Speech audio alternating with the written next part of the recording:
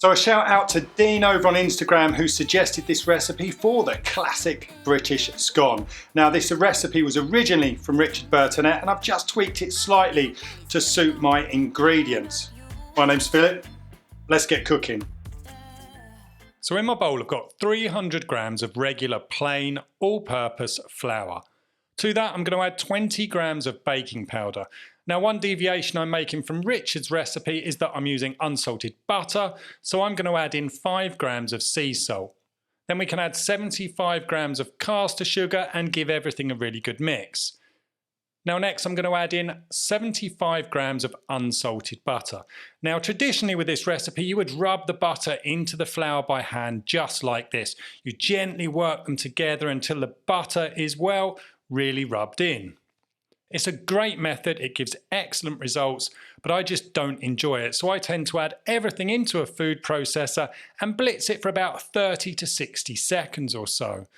Now it's really weird because I thoroughly enjoy working with dough by hand, but I'm just not keen on rubbing butter and flour together. Anyhow, you do it whichever way suits you. And the end goal is the same whichever way you choose. You're looking for a nice, fine texture with no lumps or clumps of butter. So to our bowl with our flour mixture, we can add in 140 grams of dried fruit. Now you can use any dried fruit, but I'm lucky enough to have some amazing currants here from Corinth in Greece. They're packed full of flavour and they're quite small in size, so they work really well in the dough and of course the finished scone. But again, you can use any dried fruit you like. Next, we've got 85 grams of full fat milk and 85 grams of double cream going in. You're going to bring everything together and the result should be a well hydrated dough that's not too sticky. We can turn that out onto our work surface and gently bring the dough together. We're going to cover it with a bowl and just leave it to rest for 2 minutes. So for the last time, we'll check the dough has come together well. We're going to flour that work surface really well and then the top of the dough. We're going to carefully roll this out to the thickness of a couple of fingers deep. You don't want to roll these too thin.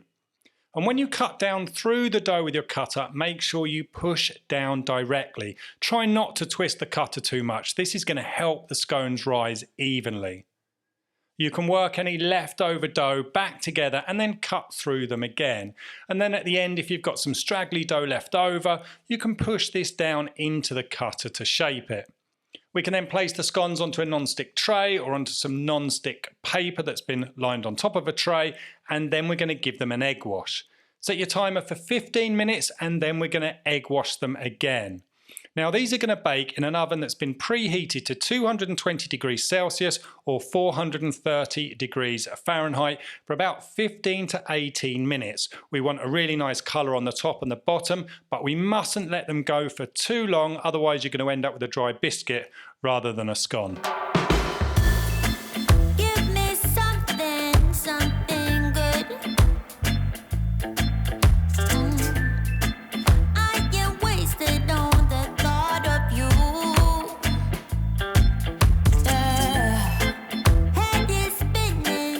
So there you have it, the classic British scone. I hope you enjoyed that recipe. And a quick question to my viewers out there who are watching kind of on a weekly basis. Are you interested in me doing some kind of live and answering some questions? It's kind of playing around in my head. So let me know in the comments or drop me a message over on Instagram. But for now, a huge thank you for watching. I'll see you again very soon. Stay tuned.